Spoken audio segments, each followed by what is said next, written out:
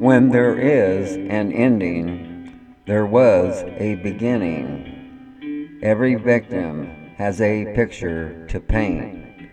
Every true crime has its time and place. Please join our MJ podcast, the series Deep into the Woods, Missing Persons, Unsolved Crimes, and the Does.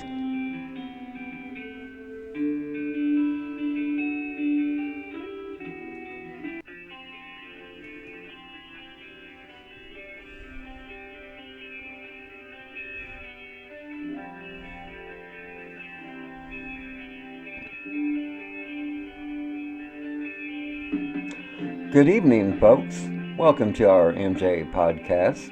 My name is Mark, and I am your host for tonight's show. We are coming to you from our office in Plattsburgh, New York.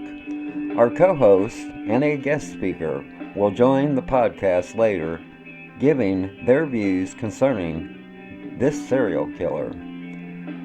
This is Episode 3, Part 2, the series Welcome to Serial Killer Avenue, a serial child molester and serial killer of children.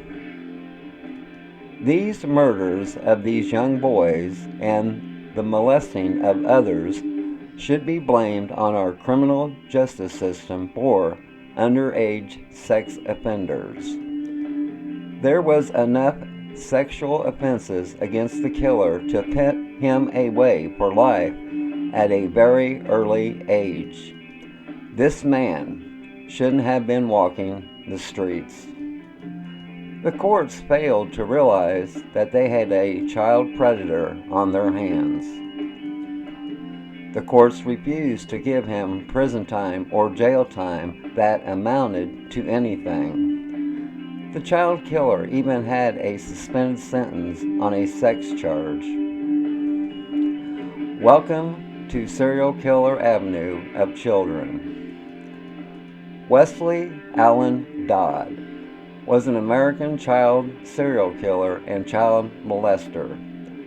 Dodd has been called one of the most evil killers in history. Dodd's history of sex offenses that started in Toppenish, Washington while growing up. At the age of 13, Dodd began exposing himself to children in his neighborhood.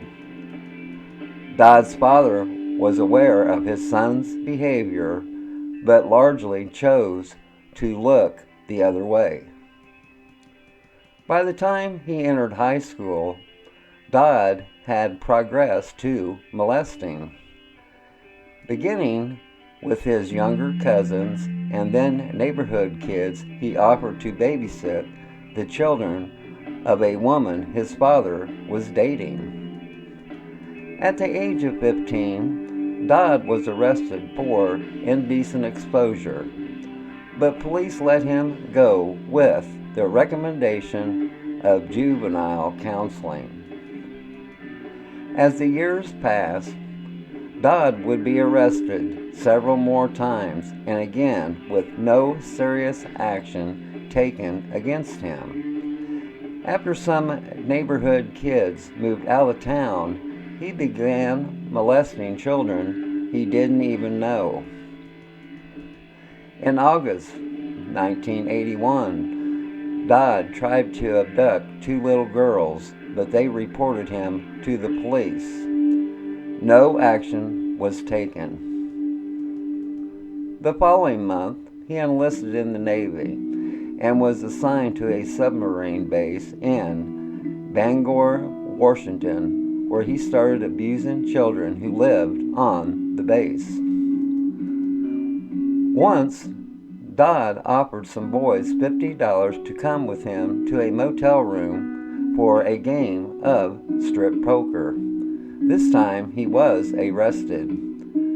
Despite confessing to police he planned to molest the boys, he was released with no charges being filed. Shortly afterwards, he was arrested again for exposing himself to a boy and he was discharged from the Navy. Dodd spent 19 days in jail and underwent court-ordered counseling. In May 1984, he was arrested for molesting a 10-year-old boy, but received only a suspended sentence. Dodd planned his entire life around easy access to targets, is what he called his child victims. Targets equaled children.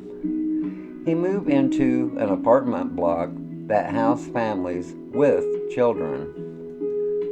In 1987, Dodd tried to entice a young boy into a vacant building, but the boy refused to go with him and instead told police.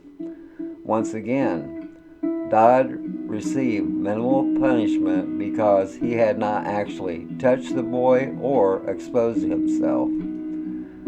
Prosecutors were aware of his history of sexual offenses and recommended 5 years in prison. But Dodd only spent 118 days in jail and probation. After getting out of jail, he moved to Vancouver, Washington, and got a job as a shipping clerk.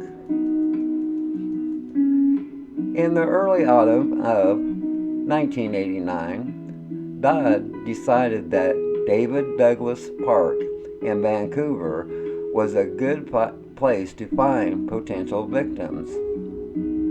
Dodd was arrested several times over the next few years for molesting children, and each time serving short jail sentences and been given court-mandated therapy.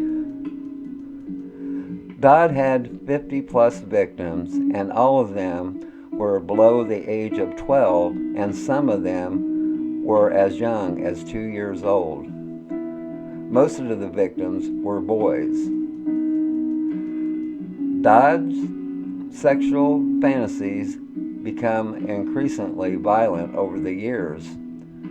As a young man, Dodd wrote about wanting to eat the genitals of his victims and perform experimental surgeries to turn them into obedient zombies. A psychiatrist who evaluated Dodd following one of his convictions said that he fit the legal criteria for a sexual psychopath. The murders. Vancouver, Washington. On September 4th, 1989, Dodd got two brothers, 11-year-old Cole Neer and 10-year-old William Neer, to follow him to a secluded area. When he forced them to undress, tied them to a tree, performed sexual acts on both of them. When he was done, he stabbed them repeatedly with a knife and fled the scene. The boys was soon discovered in the park. Cole was dead at the scene, while William died en route to the hospital. Portland, Oregon. Soon afterward, Dodd moved to Portland, Oregon, where he made several unsuccessful attempts at enticing children. On October 29, 1989, Dodd encountered two brothers, 9-year-old Justin and 4-year-old Lee Izelli, at a local park. The former was playing alone on the slide, and Dodd succeeded in convincing the boy to come with him. Justin had gone home, so Dodd told Lee that he would drive him back to his house. He managed to bring Lee Izelli to his apartment in Vancouver, apparently unnoticed. Dodd ordered the boy to undress, and then he tied Lee to his bed and molested him, taking photographs of the abuse. Dodd kept Lee overnight while he continued to molest him, all the while jotting down every detail in his diary. The next morning, he strangled Lee Izelli to death with a rope and hung his body in a closet, photographing it as a trophy. Dodd would later confess to police he did not originally intend to kill the boy, but eventually decided that it was necessary to keep him from telling anyone. Dodd stuffed Lee's nude body in trash bags and threw him in some bushes near Vancouver Lake. Dodd burned Lee's clothing in a trash barrel except for the boy's underwear, which he kept as a souvenir of the crime.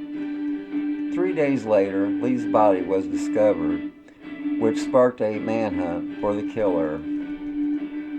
Dodd kept a low profile and mostly stayed in his apartment, writing down future plans for child abductions and also constructing a homemade torture rack for the next victim. Let's take a pause for the cause, and we will be back in a moment covering the arrest of Westley Allan Dodd.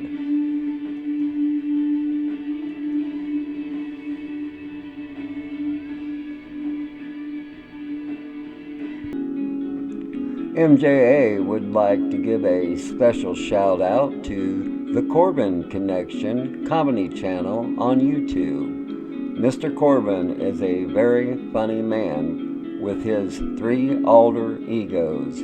Once again, that's the Corbin Connection on the comedy channel on YouTube. Check it out.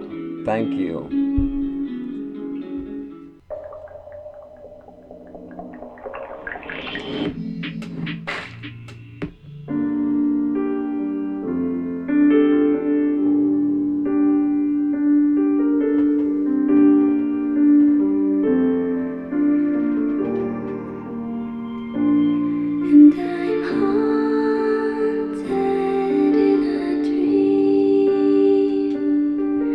I don't know how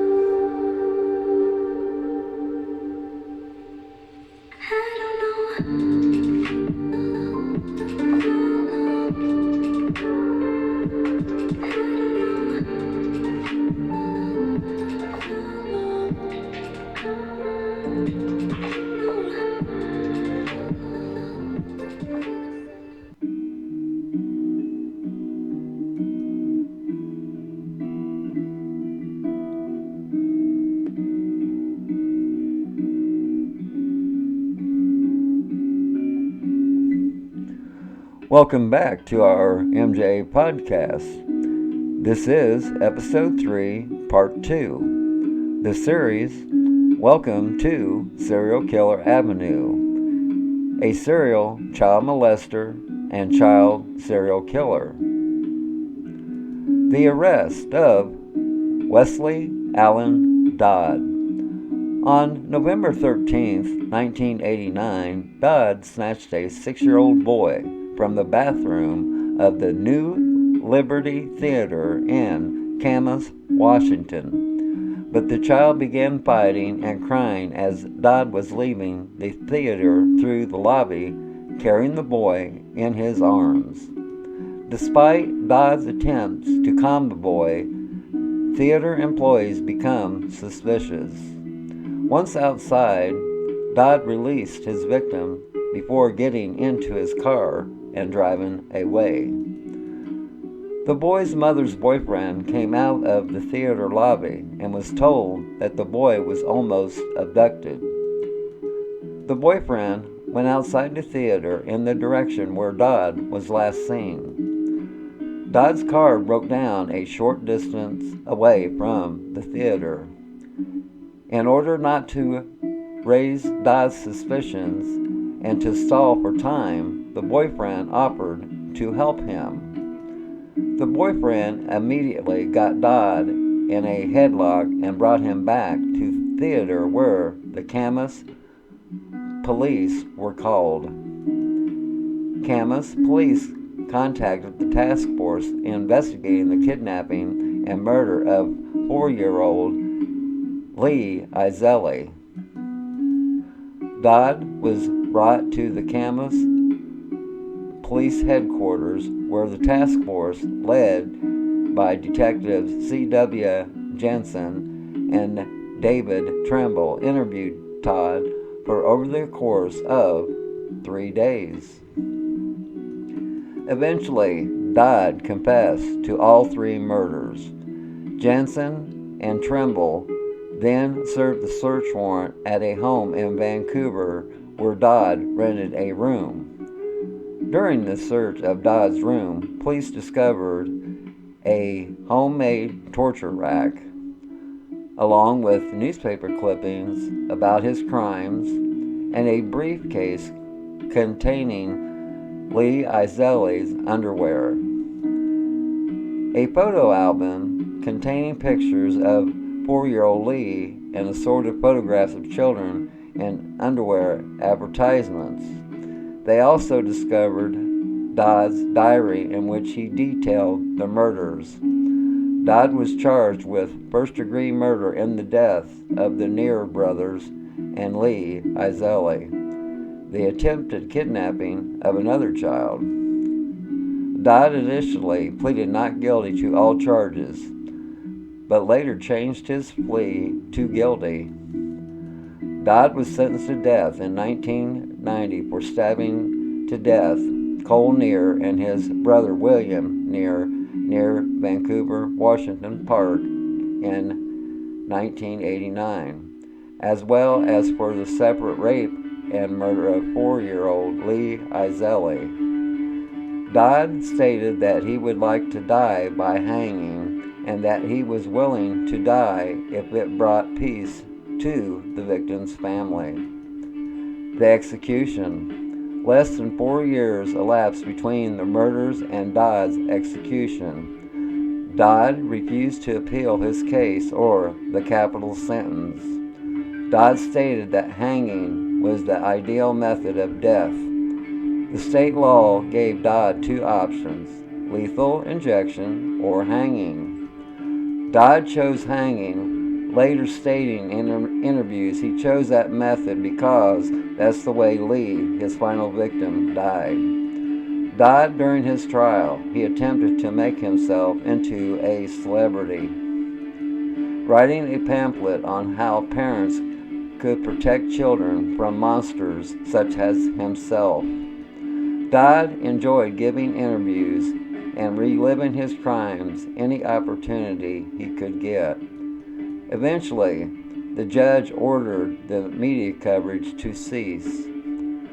Dodd even wanted his execution televised.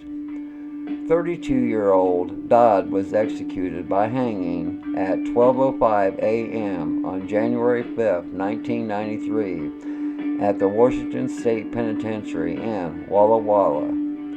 The execution by hanging is the first in the United States since 1965. Let's take a pause for the cause, and when we return, our co-host and a guest speaker will join our show. We will be back in a moment.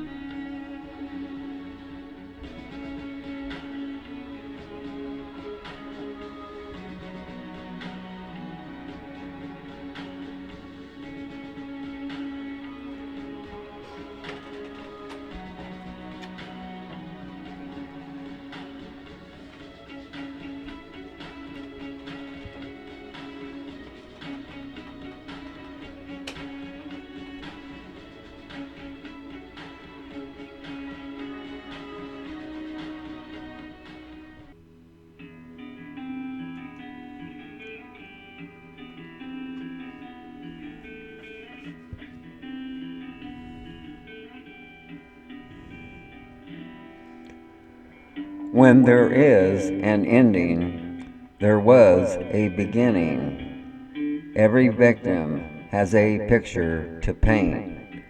Every true crime has its time and place. Please join our MJ podcast, the series Deep into the Woods, Missing Persons, Unsolved Crimes, and the Does.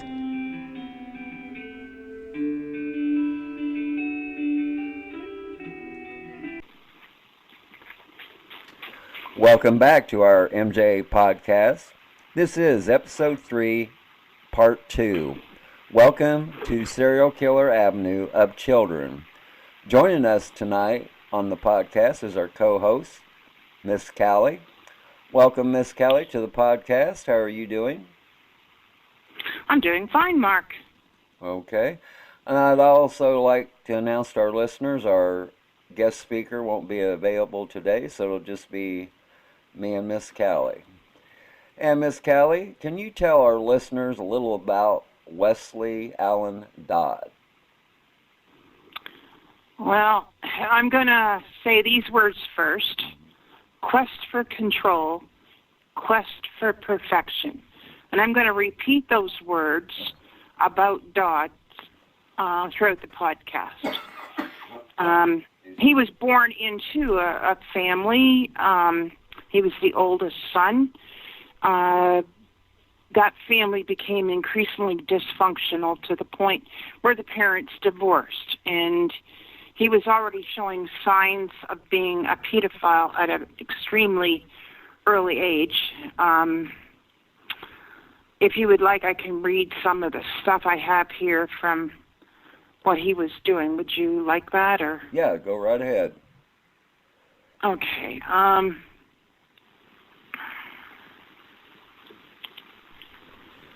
Second. Yeah, he was born in Toppenish, Washington, the state of Washington, on July the 3rd, 1961. And he claimed that he was never abused or neglected as a child. However, he claims that he never heard the words, "I love you," when he was growing up, and could never, ever remember saying them. The Seattle Times reported that Dodd described in a diary written during his imprisonment that his father was emotionally and physically abusive, and that he often was neglected in favor of the younger siblings, and that he witnessed violent fights between his parents. And at school, he was not well liked or welcome into social groups. At the age of 9, Dodd was aware of his attraction to boys.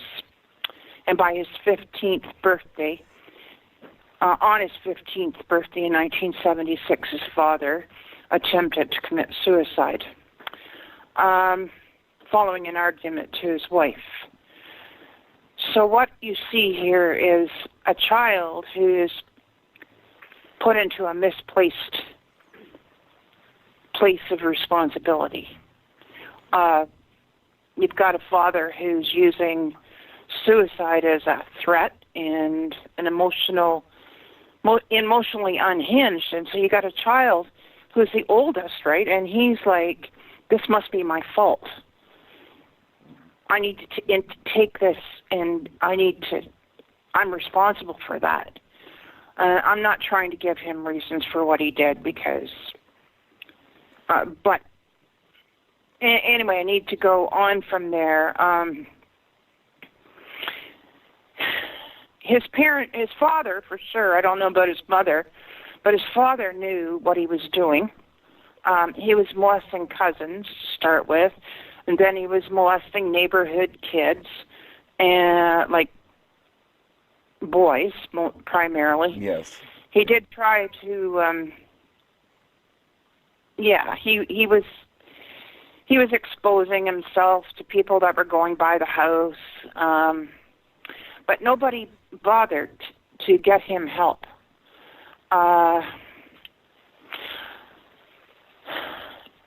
He was just floundering. So he nurtured this behavior within himself, and he internalized all of his needs. Like his need for security just wasn't there. It wasn't getting fed or nurtured. He himself was extremely vulnerable at that point in time as a child, and he didn't fit in with anybody for very good reasons, because of this nurturing of his sexual fixation with children, and even as a child. There's another part to all that, though, and many times that children fall through the cracks in certain age groups. Like if you have a child who's between the age of 12 and 16, there's very limited help for a child who's struggling emotionally or has been a victim of abuse. And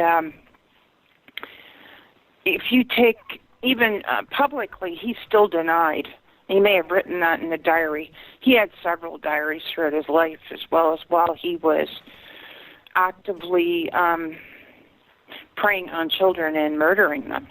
And he got quite detailed and all that. But in prison, yes, he wrote that in his diary that he was abused. But right up until his dying breath, he was still denying that he was ever sexually or in any other way abused by his parents. And even though he was definitely abused emotionally and physically, he's still showing that he had to take that full responsibility for the actions of the adults in his life when he was just little. Okay. And he was protecting them right up till the end. And that's what you call misplaced responsibility. And then he was internalizing that anger that he wasn't getting anywhere. He wasn't getting any help. He didn't know he needed help probably, but because he's supposed to, like a child, by the time, even when they're 4 years old, they think everything is about them, and they think everything is caused by them. So that circle went into him. He never was able to go punch the punching bag, to work that anger through or to become active in trying to stop bad things from happening. He just took it in. Okay. But he's one of the most evil people ever. Okay, and do you think because of the way he was treated lightly by the courts in his teenage years, it made him feel he could get away with anything? Yeah, I think so. I find it hard to even go there because too many times these predators are like a catch and release, like fishing. I just couldn't be a cop. I couldn't be a cop because I don't know how they do their job and day after day apprehending this kind of person, not necessarily is to that extreme, but I don't know how they keep doing it. And then the person is put through the court system, and they're either given a slap on the hand or, I'm going to say, a handshake. And it's like, what? Someone got 3 years for doing what? Yeah, exactly. Or 6 months? I just, it's an epidemic. It needs to stop. Just like we're all human, and the planet's only so big, and this has got to stop. I don't know how, but it has to. The courts need to, and there's got to be more than just like one walloping jail you put everybody into.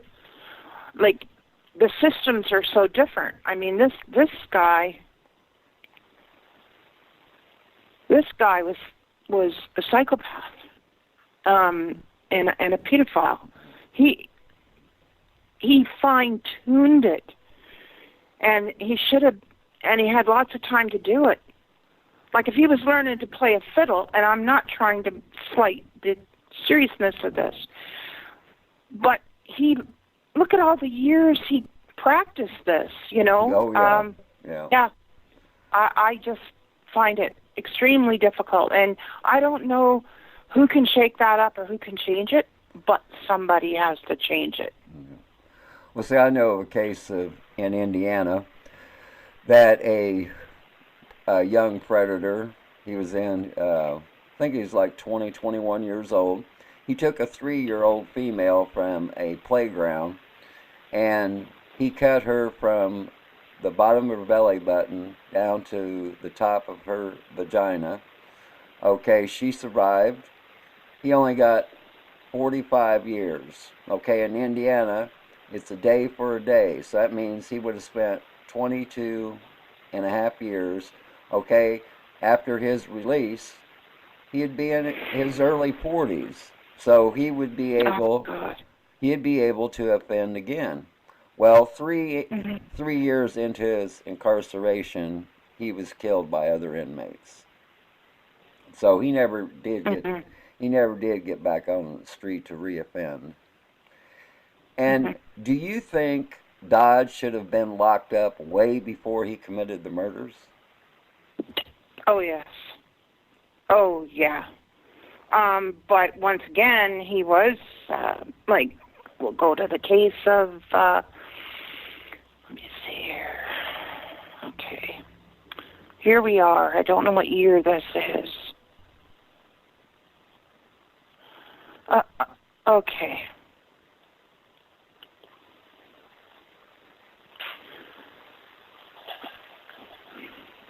It doesn't exactly, anyway,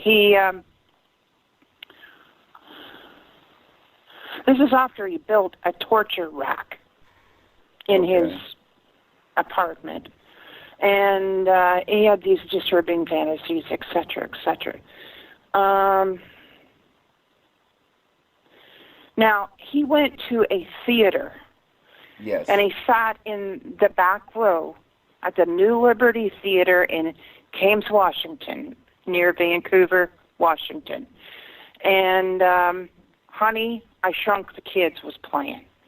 But Westley Allan Dodd wasn't there for the film. Now, this man, and I'm going to go back to what I'm thinking and what I've researched, is that he was constantly planning. He didn't just plan for one day, and he worked. So, and he had all of this, like he had a job. Yeah. But he used to incorporate all the time. His spare time was spent in a quest to find these children. So instead he systematically scanned the audience for his next victim. He watched a young boy who walked up the aisle towards the lobby alone. Dodds casually got out of his seat and followed the child to the restroom. Another boy, 6 years old, also walked through the lobby to use the bathroom. Dodd, smiling, motioned to the 6-year-old to go first. The theater employee was relaxed in the quiet lobby after the film started, but a child's frantic screams pierced the calm. Now, the cries were coming from the men's bathroom. Dodd pushed the door open, carrying the shrieking boy over his shoulder. Our little boy was hysterical, and he said one of the owners of the newspaper that he was screaming so loud you could hear him 3 blocks away. Well, I don't know if that's exaggerated, but they watched as a small, youthful-looking man with the dark hair and the thick mustache walked to the exit, carrying the twisting and writhing child, desperately trying to break free. And Dodd says to the child, "Calm down, son," patting the boy on the back. Now, it'll go on. It says, it was not the first time that a child had thrown a temper tantrum in a theater, but the child's persistent cries, "Help me, help me," distressed the people that were running the place, and they ran after Dodds, who hurried down the dark street, tightening his grip on the fearful child. And approaching his car, he fumbled for his keys and looking over his shoulder, but the six-year-old James broke free and scrambled away as fast as he could. He ran straight into the theater owners who were pursuing Dodds, grabbing onto her legs and holding tight. "That man was going to hurt me," James said, and the two went back into the theater to find his mom. Meanwhile, William Ray Graves, the boyfriend of James's mother, right, heard the commotion, and after the boy left the washroom in the lobby, he heard what was happening and became furious. Now, he ran after Dodds, and apparently Dodds' mustard yellow Pinto station wagon, it broke down, and this man was able to get a hold of him. Yeah, he approached him like he was going to help him with his vehicle, and then got him in a headlock and took him back to the theater. Yeah. To wait for the police. Now, what happened there? Like, really? That's what I'm saying. I'm just trying to read that part. That's what I'm saying. He had chance after chance, and matter of fact, he was even on probation for a sexual charge on a minor male, and that's what a lot of people couldn't understand is why he wasn't being monitored or anything like that.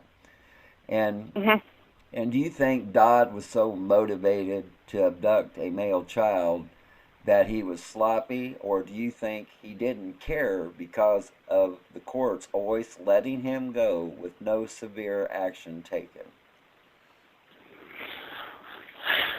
Well, I think it's got to do a lot with the courts, and then you see his whole thing escalated as well.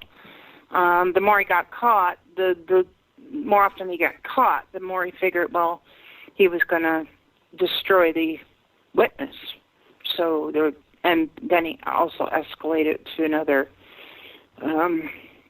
His fantasies became greater.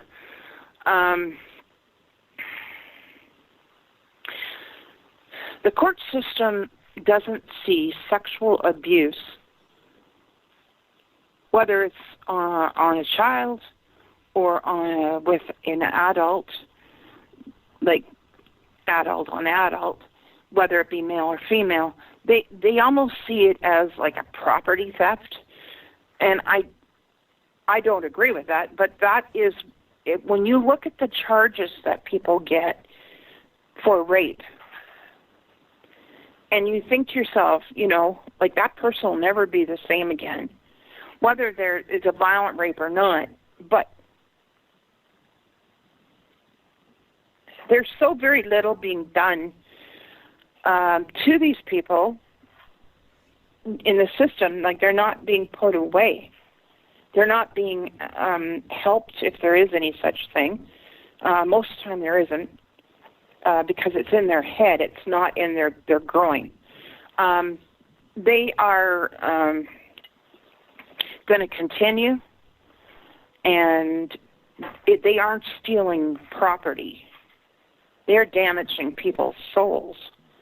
They're damaging people's hearts. Like, for life. Oh, They're scarring that person's soul for life. Yep. And until that ideology changes in the court systems and in the justice system, I don't even use that word loosely, because I don't see much justice for this. Okay. And do you think because of his past crimes, he upped his game and started killing his victims? Well, that's a whole mixed situation there. He fed daily on what he was doing. And if you nurture something, like, how tall plants can get, right? Yep. When you give it the right fertilizer and you give it all the right loving care. Well, I mean, the word loving hardly fits in here. But it is that same nurturing that he was doing continually, and just continually. He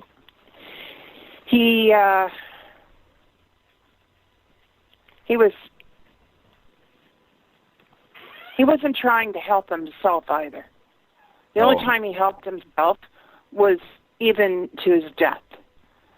His quest for I'm going to go back to that, perfection and control. He even tried to have it televised, his hanging.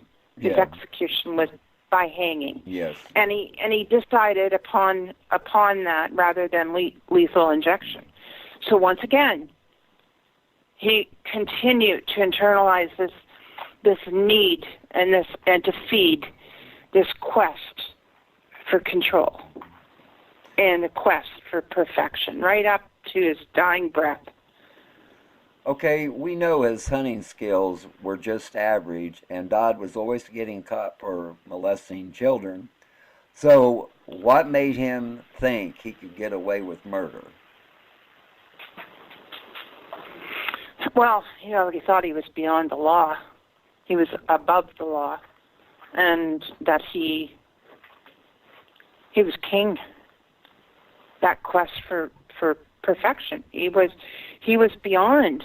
Like he could do anything, and he was always that one. It was like a game. He went back to check on the victim. I can't think of his last name, but Lee, the young Lee. He went to check to make sure. Lee Izelli? Or just before he killed him. No, it's another the two boys in the bush. I can't think of their names right now. The near boys. Yes.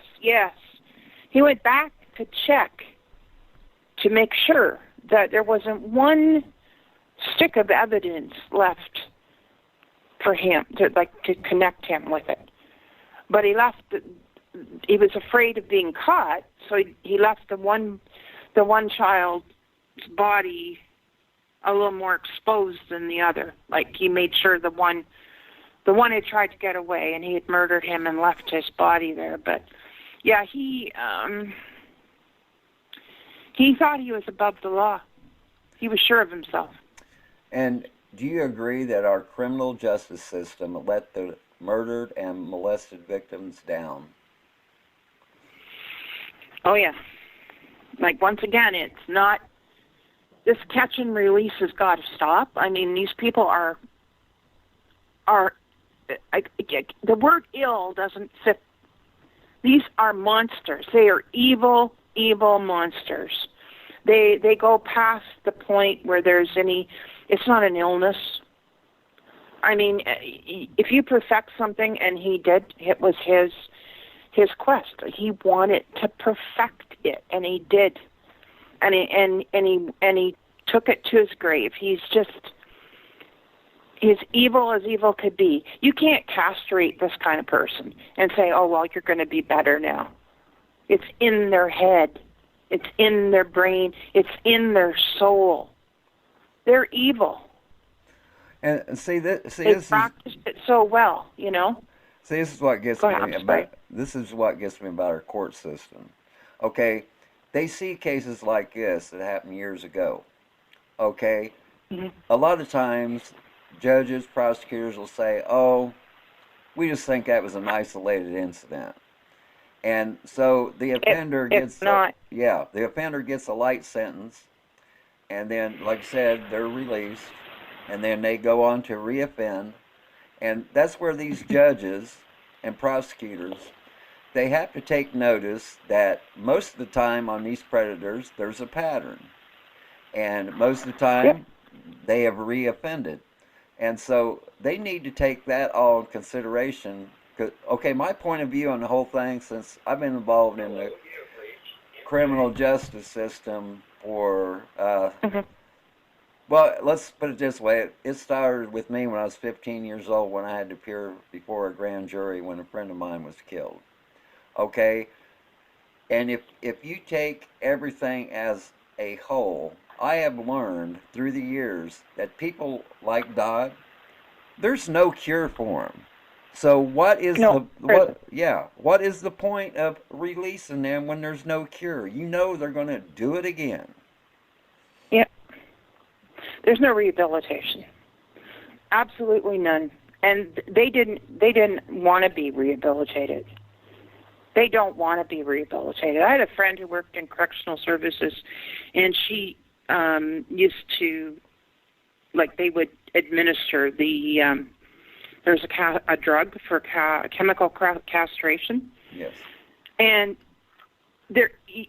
they could take it orally, I guess. That's what my understanding is. And half the time they wouldn't take it. Like, they would pretend. They would feign they took it. They didn't take it. You know, it's... Okay, here's what... Once again, even with that, it's not going to eliminate it. It's in their brain. It's in their soul. It's in their heart. It's not going to go away. Okay, here's what got me when I was doing my internship at the prison. Okay, they had a Cub Scout master come in, and I forget exactly how many charges he had. I know it was over 300 through the years, and he received 37 years. Okay, he was sentenced to a prison that was in the process of weeding out the juvenile offenders and putting adult offenders. Okay, when he arrived, there were still juvenile offenders in the prison. And one day the lieutenant calls me into his office, and he says, "We got a problem." And I says, "Okay, what?" Well, he starts telling me about this cub master. He's got caught trying to rape some of the young offenders in the prison. And the LT looks at me and he says, "I want your honest opinion." And he says, "What should we do about this guy?" And I said, I wouldn't release him. And he says, "Well, he's only got 37 years. We'll have to release him." And I said, "So the next best thing is to keep writing him up for infractions to where he loses all of his good time and he does the whole 37 years." And that's what ended up happening. He done the whole 37 years. So when he came out, he was like, I believe around 70, 72 years old. And so that's what And he'd still be molesting. He'd still be molesting. He got it. Well, from my understanding, he was high risk. He was monitored and all that, and they didn't come across any other cases after that. But in the same note, see, I always thought back in my internship, prison was for rehabilitation. Well, the lieutenant, he laughs at me and he says, "Son," he said, "it's not about rehabilitation anymore. It's about keeping these offenders behind this fence or behind this wall." And I looked at him and I says, "What?" And he said, "Yes, the prison's done away with all these classes and for sexual offenders because they learned years ago it didn't work. So why waste their time and energy trying when it doesn't work?"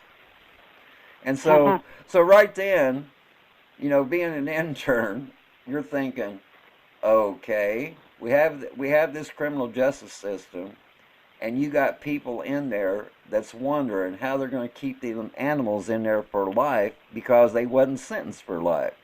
But these guards are trying to find ways, to make sure they don't get released. But some of them, you have to release them.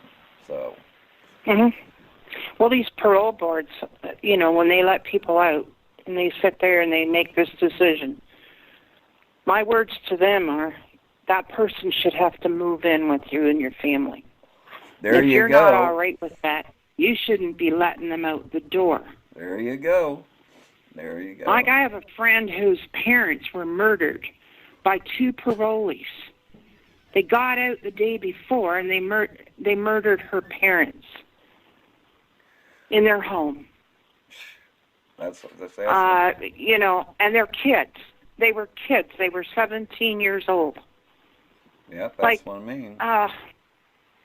And they were high risk. The one was labeled high risk, of violent high risk. He should never have been let out, and he was not getting any therapy. He was not getting any help. Yeah, and the thing about it is, Mark, we all have our rage. We all have our anger. We all have it. But the thing is not to get enraged, just to get outraged. Well, see, a good example on this about judges is when that judge gave David E. Penton, 1980s serial killer, an appeal bond after he was convicted of shaking his 2.5-month-old son to death. Okay, this judge gave Penton an appeal bond till the higher courts heard his appeal. Well, Penton, he skipped bond, and that's when he went across country killing female children. And every time we come across a new case that more than likely Penton is the killer. I send an email to the judge and says, "This is your fault," and I don't care if he gets pissed off, because we know at this time that Penton has at least 35 victims, and most of them hasn't been found. And like I said, I wouldn't want to be. Yeah. I blame that on the judge for giving him that damn appeal bond. He didn't have to do that. Well, when he walks up to the big desk and rings the bell, I wouldn't want to be in his shoes. I'm talking about that judge. Oh yeah, that's what I'm saying.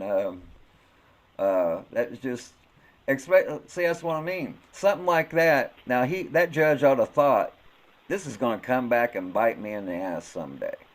Yeah, well, it sure did. Sure did. Yeah, well, his ass is probably sitting in a $1 million home and sucking up a pension that he can live on forever. And he doesn't care. Yeah. That's what I'm thinking. Okay. It's my own opinion. We would like to thank our co-host, Miss Cali, for being on tonight's podcast. And do you have any other thoughts you would like to add? No, not really. I'm infuriated. Okay. I'm outraged, and I get to talk about it. Yeah. Okay, look for... But, seriously, you can't change anybody but yourself. And that's something I need to hang on to every day. I don't like the way the world is. I don't like the way things are. But there are a lot of good people in this world, as well as these evil ones that want to practice evil. They need to go somewhere off this planet. Put them on an island. Yeah, well, we already used up Australia, so you Okay. Yeah, so well there.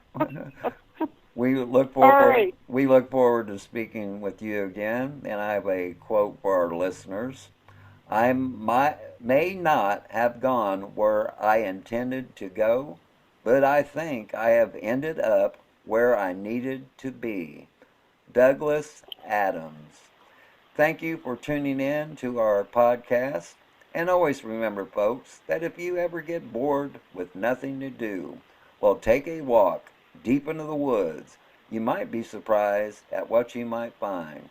My name is Mark. I was your host for tonight's podcast, and joining me was our co-host, Miss Cali.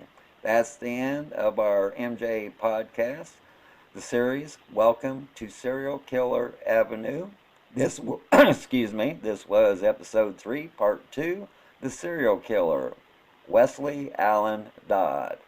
And we would like to say to you all, good night from Plattsburgh, New York.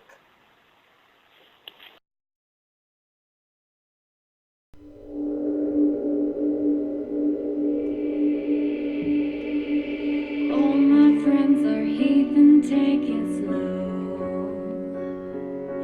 Wait for them to ask you who you know.